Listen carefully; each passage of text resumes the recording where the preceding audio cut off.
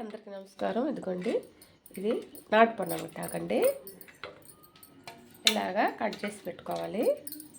ఇదిగోండి ఆయిలు, మిరపకాయలు, ఉల్లిపాయ, తెల్ల ఉల్లిపాయ, ఆవాలు, ఇదిగోండి సాల్ట్. ఇదిగోండి ఉల్లిపాయలు ఇలాగా తోలుతోనే వేసుకుంటే మంచిదండి. అదేం చెడు కాదు, ఫైబర్ ఉంటుందండి దీంట్లో. అలాగా మనం తాలింపులు కట్ట వేసుకోవచ్చు, పులుసులోకి అయితే ఒలిసి వేసుకోవచ్చు. చూడండి ఎలా చేయాలో చెప్తాను. చూడండి, బాండీలు పెట్టాను, ఆయిల్ వేసుకుంటున్నాను.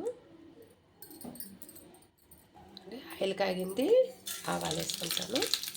ఎందుకంటే ఆవాలు అయిపోయింది. ఇప్పుడు ఉల్లిపాయ, మిరపకాయలు, తెల్లగడ్డ వేసుకుంటాను.